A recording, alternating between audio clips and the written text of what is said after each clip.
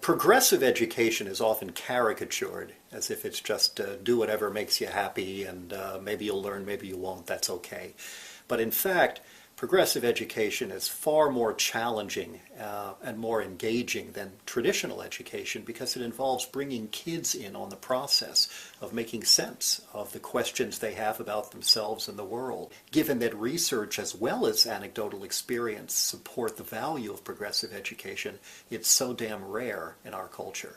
The worst kind of education is the most popular. And that's often true in private as well as public schools. And now the worst is becoming even worse in the name of raising standards and school reform, which is one of those sad ironies I try to explore. And making young children take standardized tests and giving them grades and so on are all justified based on the theory that says people are going to do unpleasant things to you later, so we'd better make you suffer now to prepare you. And of course, it's ludicrous, it's almost laughable, except that it's so sad, and that that's exactly what's going on in much of the country. In fact, there are even some parents who use that philosophy, even if they haven't been explicit about it to themselves, in denying kids things that make them happy.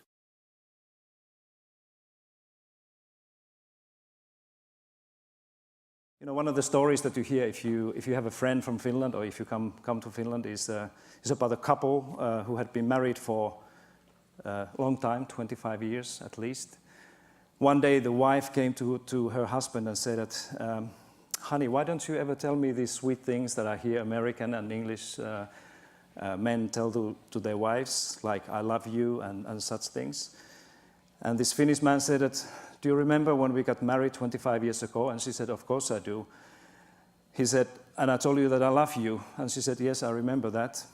Then the man said that if I change my mind, I'll let you know.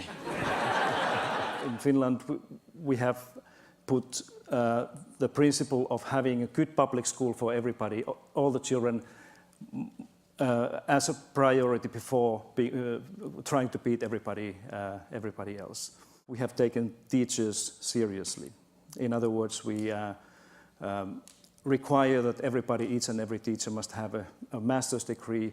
We respect them, we give them autonomy in the school, and pay them well. So these are accountability for teachers and schools for the students' performance, right? So if you compete, you have to be accountable for something. There's a choice and autonomy, but teachers and schools are held increasingly accountable for students' test scores. And often we are using standardized test data to do this. All right? In Finland, we understand, actually our definition for accountability is that accountability is something that is left when responsibility is taken away. Right? So, accountability is something that is left when responsibility is subtracted. So that's why in my country we speak much more about responsibility rather than accountability.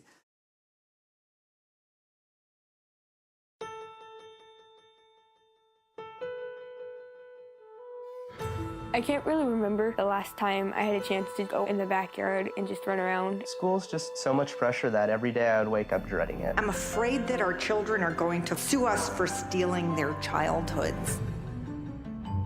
I would spend 6 hours a night on my homework. You have to get into the top schools. You have to take tests and do interviews. It's gone way to the extreme. We're all caught up in it. In America, if you don't earn a lot of money, something went wrong. The pressure comes from the colleges, from the parents, from the government, but it has to stop. You have to do well now so you can get into a good college. Everyone expects us to be superheroes. You have a fear from the parents that my kid needs to be able to get a job. How do you expect us to do well when you can't even make mistakes?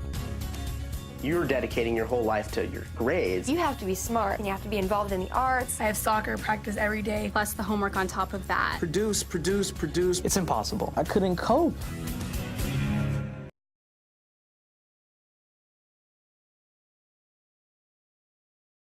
I was one of those kids who had such a hard time keeping his mouth shut in middle school, always blurting things out, never raising my hand, that I grew up on a first-name basis with Shirley, the receptionist, in the principal's office, right? I was one of those kids who had such a hard time learning to read, and specifically a torturous time reading out loud, that I spent all of high school hiding in the bathroom to escape reading out loud with tears streaming down my face. Do y'all know any of those kids? Well, that was me.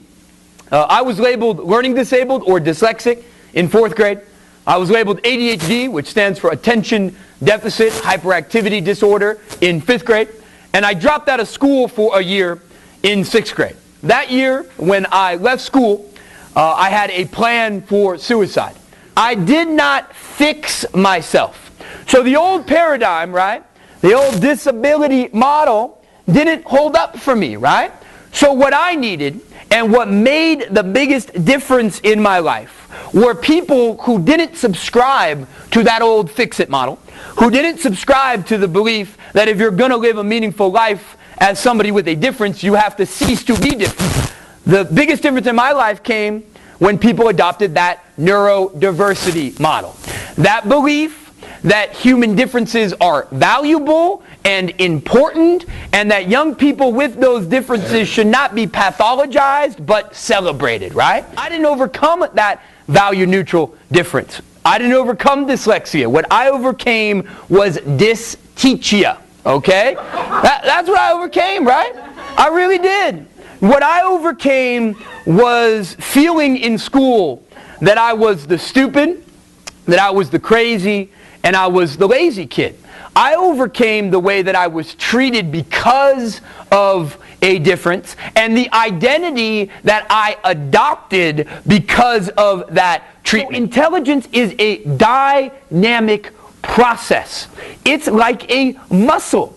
And if we invest in those muscles, if we invest in challenging kids, in telling them that it is a process, not an entity, they can get stronger when it comes to their minds.